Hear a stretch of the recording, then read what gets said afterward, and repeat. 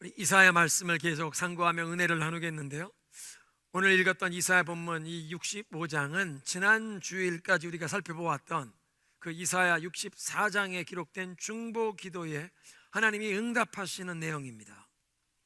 그 64장의 마지막 부분을 보면 이제 백성들이 간절하게 하나님께 애원하는 내용을 이사야가 자신이 이제 성벽 위에 세워진 파수꾼인 줄로 알아서 자신의 그 사명을 감당하기 위해 백성들의 이 간절한 기도를 자신이 하나님 앞에 이제 중보 기도로 올려드리는 내용이 63장부터 64장에 기록되어 있는데, 그 제일 마지막 부분에 백성들이 하나님을 향해 이렇게 간절하게 호소합니다. 하나님, 우리 조상들이 주님 당신을 찬양하고 예배하던 성전이 불에 탔고 우리가 소중하게 여기던 모든 것들이 다 폐허가 되어 있습니다. 오 여호와여, 이 모든 일들을 보시고 잠잠히 계시겠습니까? 하나님, 잠잠히 계시겠습니까? 이런 백성들의 호소와 질문에 하나님이 답변을 하시는 내용이 이사야 65장, 66장에 이 두 장에 걸쳐 주어지는데, 이사야 65장, 66장이 이사야 전체의 결론 부분에 해당하고, 우리가 이사야 말씀을 처음 이렇게 상고할 때 여러분에게 말씀드린 것처럼 이사야가 66장으로 되어 있는데 마치 성경이 66권으로 되어 있는 것처럼 이 이사야 내용이 그렇게 전개가 된다. 그래서 이사야 65장, 66장이 성경 66권의 제일 마지막 책인 요한계시록의 내용처럼 인류 역사의 종말에 온전히 이루어질 그런 내용들을 예언하고 계십니다. 먼저 하나님께서 이 백성들의 이 호소에 잠잠하시겠습니까? 하나님이 답변하시는 첫 부분을 보면 1절부터 7절까지 하나님께서 본래 하나님의 백성으로 택하셨던 이스라엘 백성이 오랜 세월 하나님께서 손을 벌리고 그들을 부르고 계신데도 이들이 하나님의 음성에 귀 기울이지 않고 하나님께 불순종하고 반역의 길로 계속 행해서 하나님께서 그들은 버리시고 처음에는 본래 여호와 하나님을 알지 못하던 이방 민족들에게 도리어 구원이 임하게 될 것이라 말씀하십니다. 그러니까 인간적으로 민족과 혈통을 따지는, 자신의 출신 배경을 따지는 모든 특권 의식을 이제 앞으로는 쓸모없게 하시고, 그래서 사도 바울이 로마서 10장 20절 21절에 보면 이 이사야 65장 1절 2절의 말씀을 인용하는데, 이사야 65장 1절의 말씀을 이 이방인들에게 복음이 임하여 구원을 받게 된 말씀을 이사야가 담대히 이렇게 얘기했다, 그렇게 인용하고, 65장 이사야 65장 2절의 말씀은 하나님이 이렇게 손 벌리고 기다려도 돌아오지 않은 백성들, 이건 이스라엘 민족을 얘기하는 것이라 말씀하십니다. 우리말 성경은 65장 이렇게 번역했습니다. 나는 내가 물어오지도 않던 사람들에게 대답해 주었다. 나를 찾지도 않던 사람들도 내가 만나 주었다. 하나님이 대답해 주고 만나 주었다. 기도를 들으시고 만나 주시고 구원해 주신다는 뜻입니다. 내 이름을 부르지도 않던 나라에게 내가 여기 있다, 내가 여기 있노라 하였다. 우리말 성경에 지금 나를 부르지 않던 나라에게, 영어 성경도 The nation that does not call upon my name, 그렇게 번역이 되어 있는데, 그 번역은 사실은 이 히브리어로 본래 쓰여진 구약 성경을 세계에 흩어진 이 유대인의 후손들을 위해서 그리스어로 헬라어로 번역했던 70인경, 예수님 태어나시기 2세기 전에 알렉산드리아에서 70명의 이 랍비들이 번역했다는 그 70인경이 히브리 언어로 된 이 구약 성경을 헬라어 그리스어로 번역할 때 내 이름으로 일컬음 받지 않던 나라들이라는 말을 내 이름을 부르지 않던 나라들이라고 바꿔서 번역을 했습니다. 그 번역을 따르고 있는데 히브리서의 그 원문을 보면 내 이름으로 일컬음 받지 않던 나라들, 그러니까 하나님의 이름을 모르던, 여호와의 이름으로 일컬음 받지 않던 이방인들을 얘기하는 것입니다. 그래서 사도 바울이 로마서 10장 20절에 이들이 나를 찾지도 않던, 내 이름으로 일컬음 받지던 이 이방인들에게 구원의 복음이 임했다. 두 번째 2절에 제멋대로 좋지 않은 길로 걸어가는 고집불통 백성에게 나는 온종일 손을 벌리고 있었다. 하나님께 택함받은 민족이라고 선민의식을 가졌던 이스라엘이 고집불통으로 하나님을 무시하고 반역의 길을 갔다는 것입니다. 이렇게 1절 2절에 있는 말씀을 들어보면 세례 요한이 이스라엘 백성들에게 회개를 촉구하던 메시지가 생각이 납니다. 여러분이 아브라함의 자손이라고 스스로 자부하며 자랑하지 마시오. 하나님께서는 이 돌을 가지고도 아브라함의 자손을 만들 수 있어. 회개하라, 천국이 가까웠느니라. 회개에 합당한 열매를 맺으라. 앞으로 메시아의 오심을 통해 이사야 11장에 예언한 것처럼 물이 바다를 덮음같이 여호와의 영광을 인정하는 지식이 온 세상에 충만하게 되리라. 그래서 온 세상에 이 예수 그리스도의 복음이 전파되어 이방인들까지도 구원을 받게 될 것이라. 그때가 되면 구원받는 것이 너희들이 아브라함의 혈통을 이어받은 이스라엘 민족이냐 아니냐, 이 혈통 민족 이런 구분으로 좌우되는 것이 아니라 진실된 마음으로 하나님을 찾느냐, 하나님의 부르심에 믿음으로 순종으로 반응하느냐, 그것에 좌우된다.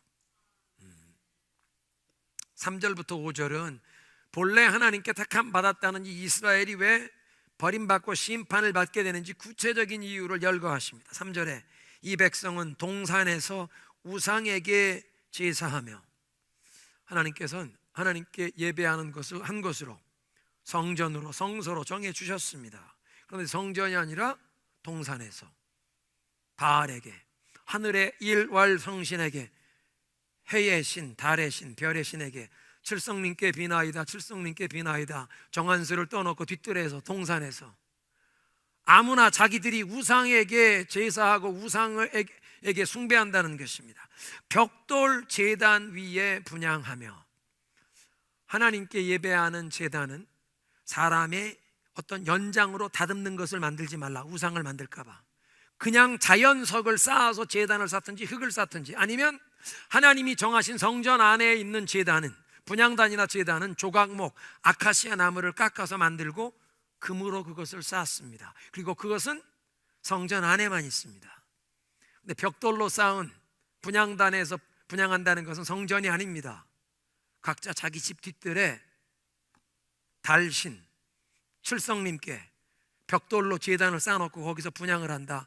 예레미야서나 이 예언서를 읽어보면 백성들이 하늘의 여신에게, 이스타에게 분향을 하는구나. 이방 사람들, 바빌론 민족, 이 시리아 민족 사람들처럼 우리는 듣도 보도 못한, 우리의 조상들은 알지도 못하는 이방의 이 하늘의 여신에게 제사한다고 분향을 하는구나.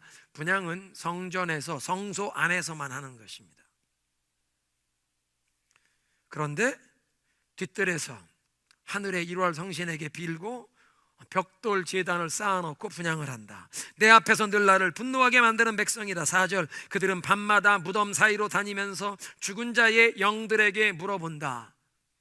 죽은 자의 혼과 접촉하려는 강신술, 강령술이라고 하죠. 신명기 18장은 하나님께서 분명하게 금하십니다.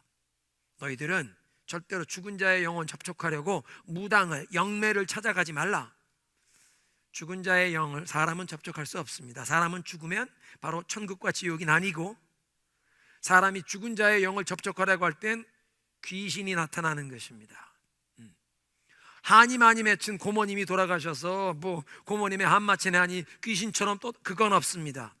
본래 마귀 귀신들이 그 집안의 어떤 가슴 아픈 역사를 알고 있어서 그 고모님의, 할머니의 목소리를 흉내내고 할머니의 삶의 고통과 눈물을 가져왔던, 그 죄를, 상처를 가져왔던 그 스토리를 아는 귀신이, 마귀가 친척의 행세를 하는 것이지, 사람은 죽으면 천국과 지옥이 나눠지고 천국에 못 간 사람의 영혼이 떠도는 법이 없습니다. 이건 한국 민간 풍속이지만 하나님의 말씀에 맞지 않기 때문에 우리는 그걸 따를 수가 없습니다. 근데 이스라엘 백성들에게도 이방 신들, 우상 숭배하는 이방인들처럼 죽은 자의 혼과 접촉하려고 하지 말라. 밤마다 무덤 사이에 다니면서 밤을 새어 죽은 자의 영을 접촉하려고 한다. 귀신을 불러대는 행위입니다. 돼지고기를 먹으며 아니, 돼지고기 먹는 게 큰 죄인가? 하나님께서 구약 시대에는 하나님의 백성들에게 먹을 수 있는 깨끗한 음식, 정한 음식과 부정한 음식을 구별해 주셨습니다. 너희는 거룩한 하나님을 섬기는 백성이니 먹는 음식까지도 깨끗한 것과 더러운 것이 구분이 되어야 한다. 그러니까 하나님이 금하신 음식을 먹는 것은 하나님이 정해주신 법도 이 정결 예법을 무시하는, 하나님의 법도를 무시한다는 것은 그 말씀을 하신 하나님을 무시한다는 뜻입니다.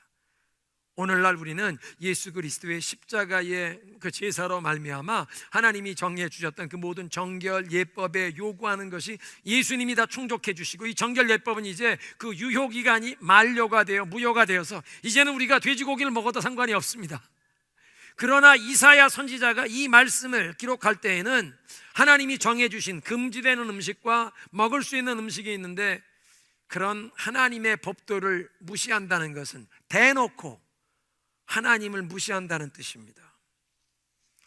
이방 제사상에 올랐던 고기 국물을 마신다. 우상을 섬기는데 바쳤던 그 제물, 그 음식을 먹는 사람은 우상을 숭배하는데 가담하는 것입니다. 하면 아니 됩니다.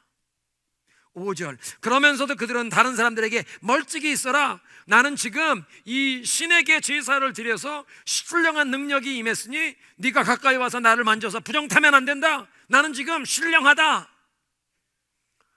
우상을, 여러 귀신을 섬기는 사람들이 자기들이 이런 우상 숭배하는 의식이 참에 무슨 신내림 받고 신령한 사람이 되었다고 부정타니까 나 건들지 말라 한다는 것입니다. 근데 하나님께서 이런 사람들은 내 코에 연기들처럼 내가 참지 못하겠다. 그리고 이제 6절에 하나님이 답변하십니다. 그 64장 12절에 하나님 이 모든 것을 보시고 잠잠히 계시겠습니까? 하나님이 답변하시는데, 아니, 나 잠잠히 있지 아니하리라. 내가 절대로 잠잠하지 않으리라. 내가 너희들의 그 모든 죄대로 다 갚아주리라.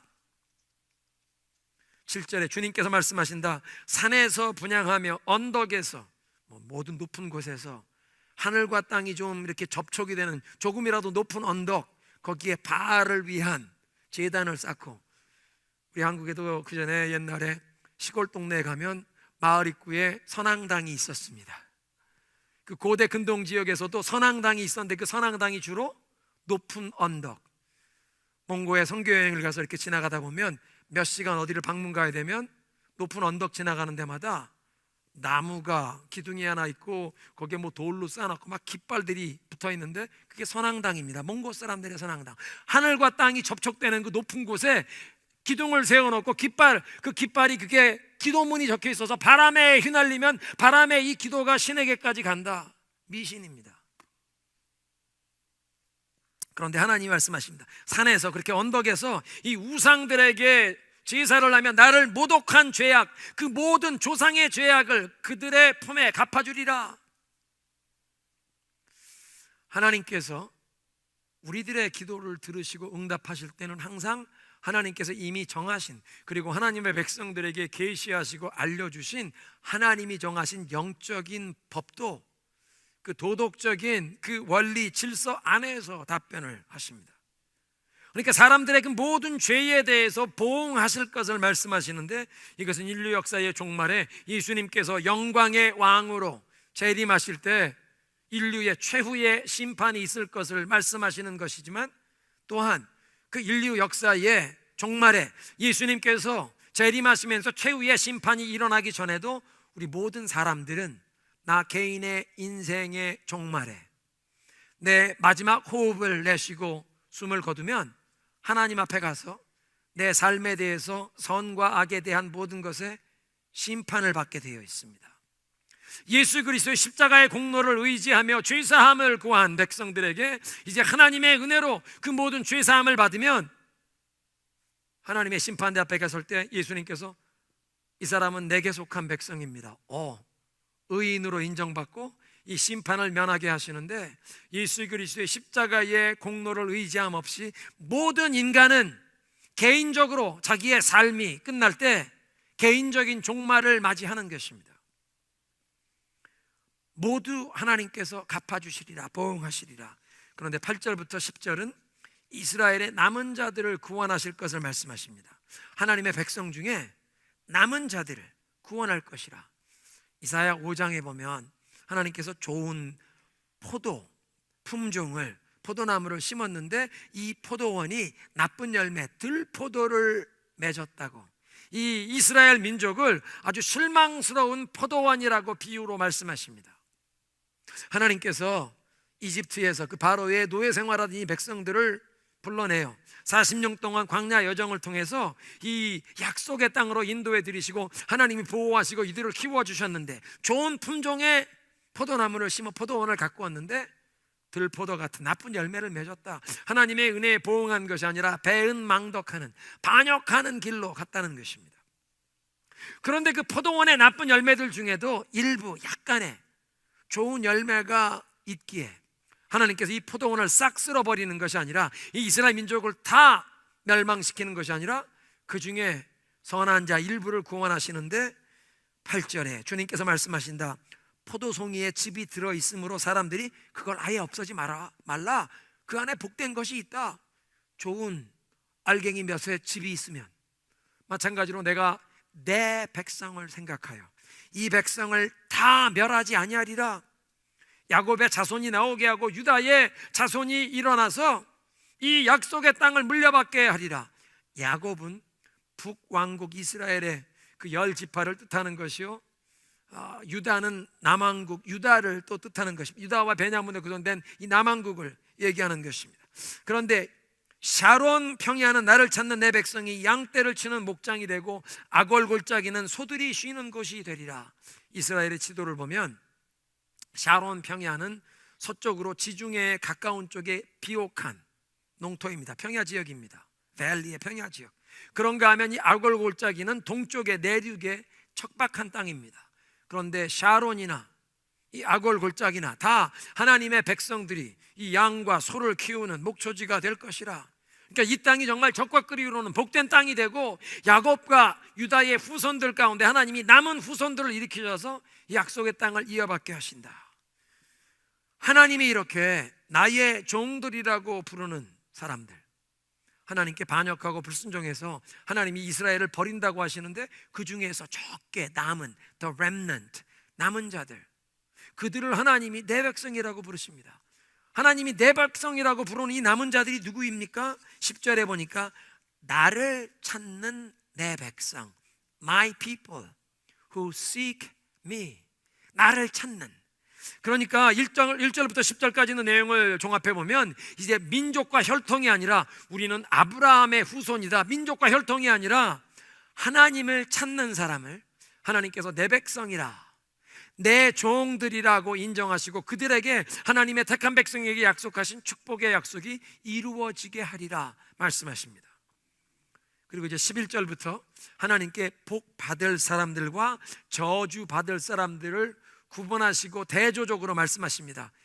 내 종들은 먹을 것이나 너희는 굶주릴 것이요, 내 종들은 마실 것이나 너희는 목마를 것이요, 내 종들은 기쁨으로 잔치하리라. 그러나 너희는 슬피 울며 통곡하리라. 하나님이 이렇게 구분을 하시는데 10절 12절은 하나님께 거역하는 이 백성들에게 심판을 선언하십니다. 어떤 사람들이 심판을 받게 되느냐, 그 3절부터 5절까지 이 우상 숭배의 구체적인 예를 말씀하셨는데, 여기 11절에 어떤 사람들 하나님께 버림받고 심판을 받느냐, 11절 그러나 나 주를 떠나서, 주를 떠나는 자들, 영어 성경에 보니까 those who forsake the Lord, 하나님을 저버리는 자, 하나님을 아주 모르는 사람이 아니라 하나님을 아는 사람인데 어떤 이유에서든지 나 더 이상 하나님을 믿지 않겠다, 하나님께 등을 돌리고 하나님을 버리는 사람들. 두 번째로 내 거룩한 산을 잊고, 하나님의 거룩한 산이라는 것은 하나님을 예배하는 거룩한 성전이 있는 시온산, 그걸 잊는다. 그건 무슨 얘기냐면 그 성전에서 하나님을 예배하는 것을 잊는다. 예배 중단의 죄를 말하는 것입니다.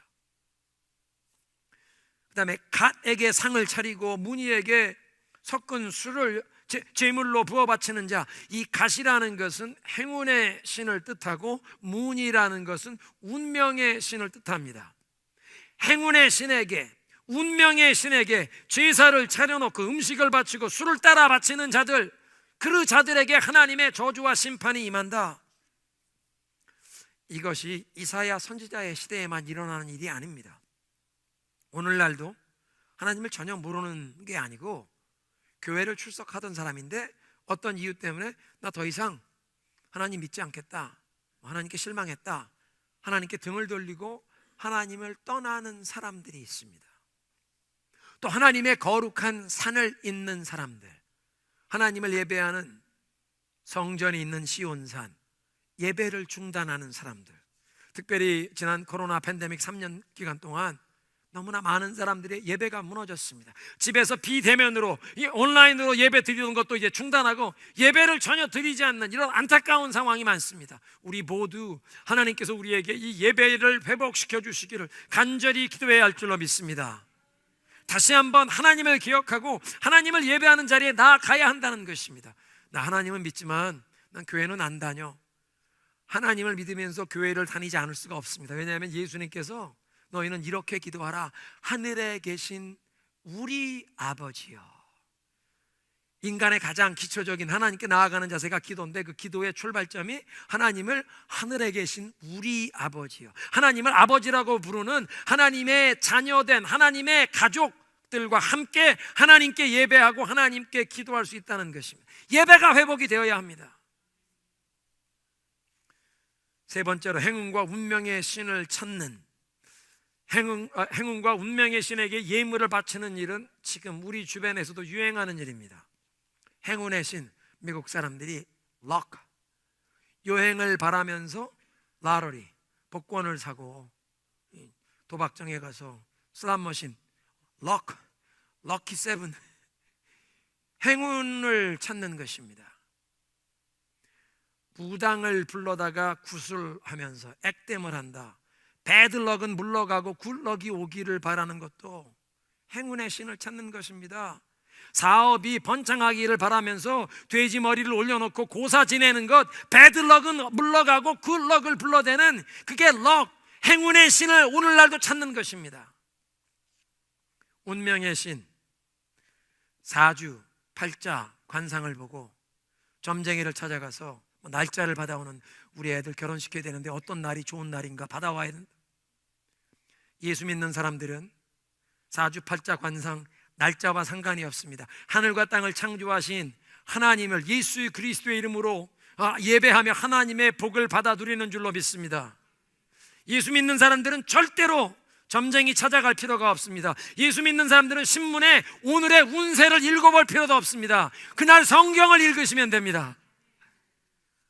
오늘의 운세를 읽으면서 올해는 까만 토끼해, 그냥 그러나 보다 그러는 거지, 올해는 뭐가 어떻고 사람 성격이 어떻고, 예수 믿는 사람에겐 전혀 상관이 없습니다. 우리는 예수 그리스도 안에서 팔자가 어떻더라도 예수님의 십자가로 팔자가 바뀌는 줄로 믿습니다. 하나님이 약속하신 축복이 우리의 삶에 믿음으로 임하는 줄로 믿습니다. 2-3주 전에 한국 방문하는 동안 대학 주변에 보니까 이 사주팔자 관상이 아니라 미국에서 들어온 거 좀 유행하는 걸 따져서인지 타로 카드, 미국식으로 카드, 이 트럼프 카드로 점쳐주는, 화투장으로 하나 그거로 하나 다 미신은 미신인데 젊은이들이 줄을 서서 들어갑니다. 복음의 메시지에 귀를 기울이지 않고 교회는 가지 않지만 자기들의 인생에 대해서 어디선가 인도함을 받고 싶은 불확실한 미래에 대해서 그 불안한 마음에 어디선가 도움을 찾으며 이 점쟁이에게 타로 카드 읽어주는 그 텐트로 들어가더라는 것입니다. 거기에 돈을 알바해서 번 그 얼마를 거기 놓고 타로 카드로 자기의 운명을 인도받으려고 하는 그 어리석음. 여러분, 우리들은 하나님을 찾고 예수 그리스도의 이름으로 복을 누리는 줄로 믿습니다. 그러니까 어떤 사람들이 버림을 받느냐? 하나님께 등을 돌리고 떠나는, 성산을 잊어버리는, 예배를 중단하는 자들, 행운과 운명의 신을 찾아가는 사람들을 하나님이 버리신다고 하십니다. 12절, 내가 너희를 칼에 죽는 신세가 되게 하리니 너희 모두 사륙하는 자 앞에서 고개를 숙이게 되리라. 왜냐하면 내가 불러도 너희가 대답하지 않고 내가 말하여도 너희가 듣지 아니하였기 때문이라. 이렇게 무서운 심판을 받게 되는 이유가 하나님이 불러도 대답하지 않고 하나님이 말씀하시는데 듣지도 않았기 때문이라고 하십니다.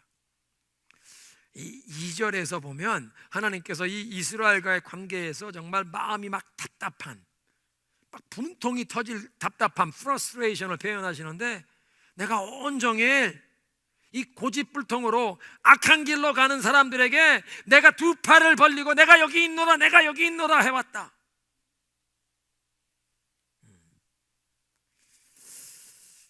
온종일 그 마음이 패역하여 반역하는 마음을 품고 자기의 상상하는 바, imagination, 자기들이 생각하는 옳지 않은 길로 가는 사람을 향해 하나님이 두 팔을 벌리고 불렀다.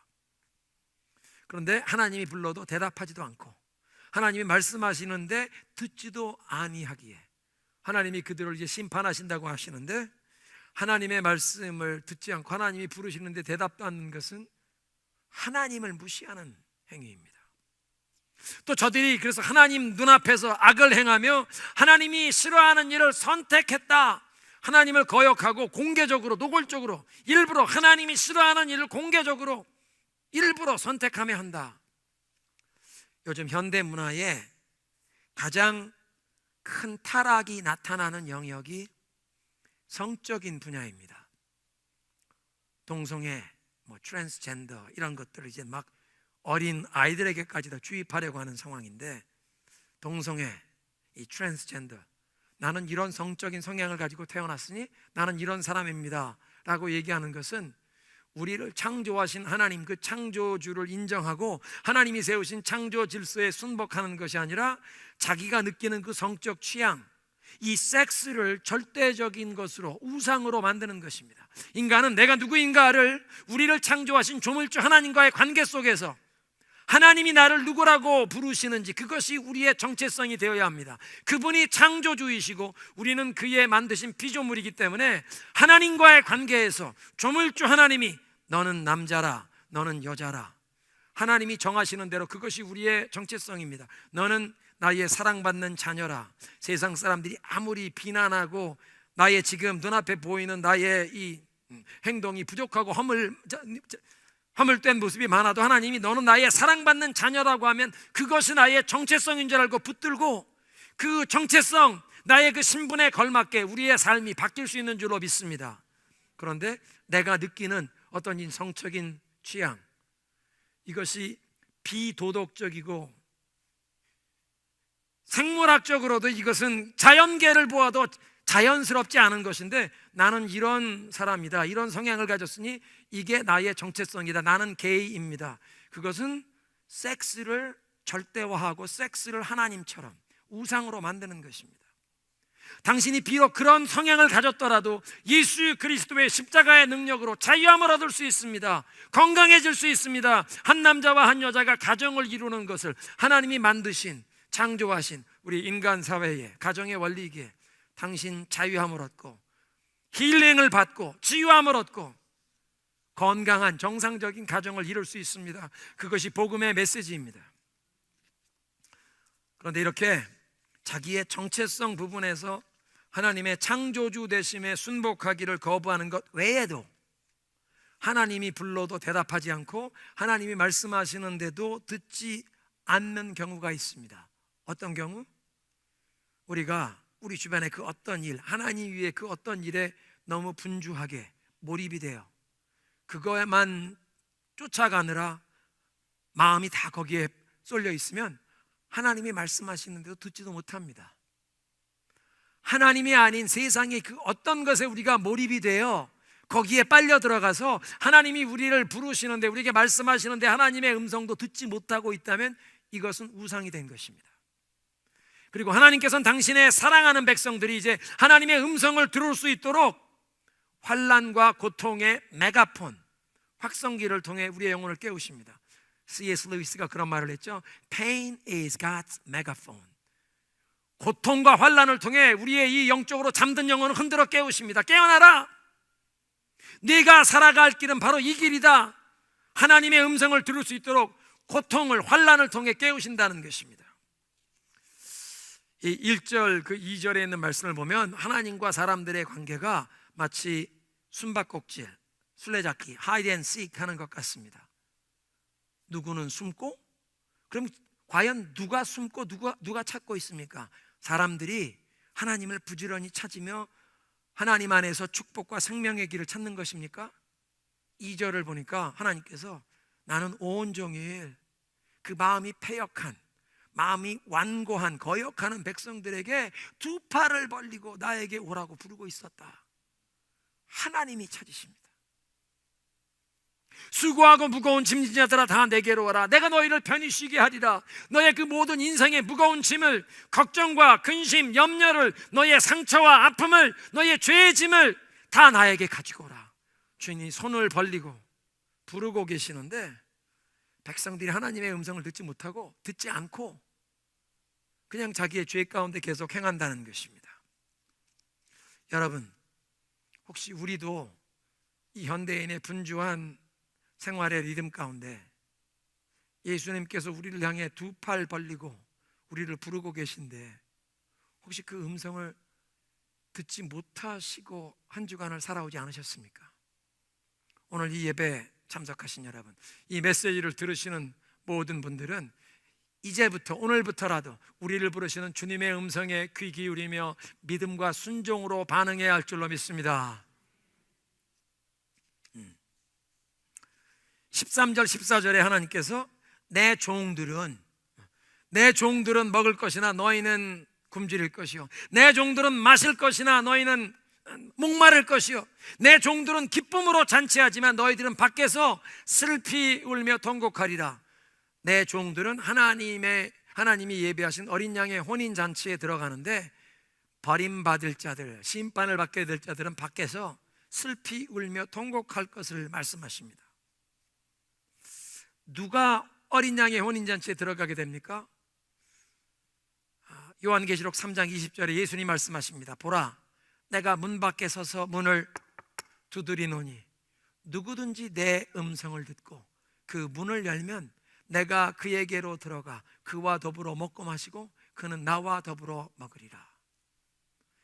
예수님의 음성을 듣고 마음의 문을 열어드려서 예수님을 내 마음의 왕으로, 내 삶의 주인으로 모셔드리면 예수님께서 우리의 마음에 임하셔서 함께 먹고 마시는 예수님과 교제를 약속하십니다. 그래서 오늘 이 말씀은 이제 이렇게 마음의 문을 열고 예수님께 영접하는 자, 이 인류 역사의 종말에 예수님께서 영광의 왕으로 재림하실 때 어린 양의 혼인잔치에 들어가게 하실 것을 말씀하시는 것뿐만 아니라 우리의 일상생활에서도 그 예수님께서 우리와 동행하심으로 우리의 영혼에 참된 양식을 먹여주시고 생명수로 마시우게 하시며 주님과의 그 친밀한 교제를 통해 세상이 알 수 없는 놀라운 기쁨을 경험하게 하실 줄로 믿습니다. 그러니까 요한계시록 인류 역사의 종말에만 이루어질 그런 얘기가 아니라 우리의 일상생활에서도 하나님의 종들은 먹으며 마시며 기쁨을 누리리라. 65장 15절은 이제 하나님께서 종들에게 새로운 이름을 주실 것을 말씀하십니다. 너희들은 내가 택한 백성들이 저주거리로 너희의 이름을 사용할 것이다. 하나님이 너희들 다 죽일 것이라. 그러나 하나님의 종들은 하나님께서 새로운 이름을 주신다, 새로운 이름을 부르신다. 요한계시록 2장 17절에 보니까 이렇게 기록되어 있습니다. 이기는 사람에게 모든 환난과 시련을 견디고 끝까지 견디고 믿음으로 승리하는 사람, 이기는 사람에게 내가 감추어둔 만나를 주겠고 흰 돌을 주리니 그 돌에는 새 이름이 적혀 있는데 그 돌을 받는 사람 외에는 그 이름을 알 자가 없으리라. 끝까지 믿음을 지키는 자에게 하나님이 흰 돌을 주시는데 흰 돌에 새 이름이 적혀 있고 그 돌을 받는 사람 외에는 이 이름을 알 수 없다.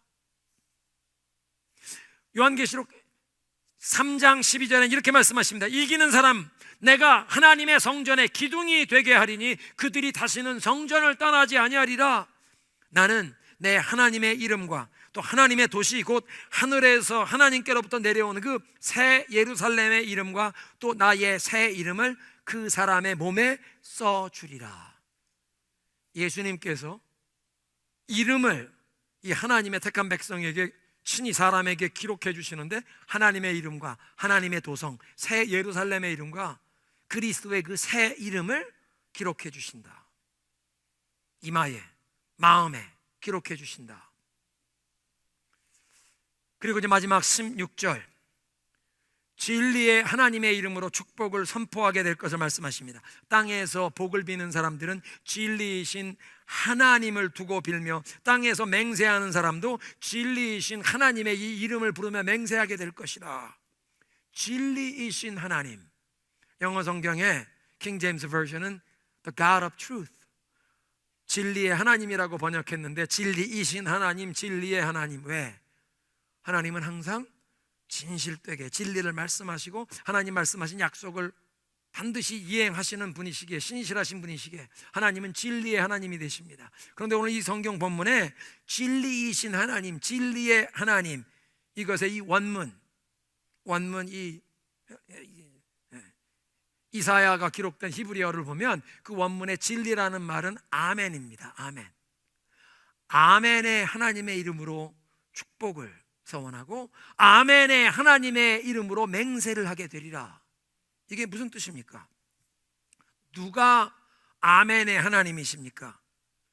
그리스도의 이름이 바로 아멘이십니다. 요한계시록 3장 14절에 이렇게 말씀하세요. 아멘이신 분이시요 신실하시고 참되신 증인이시요 하나님의 창조의 처음이신 분이 말씀하신다.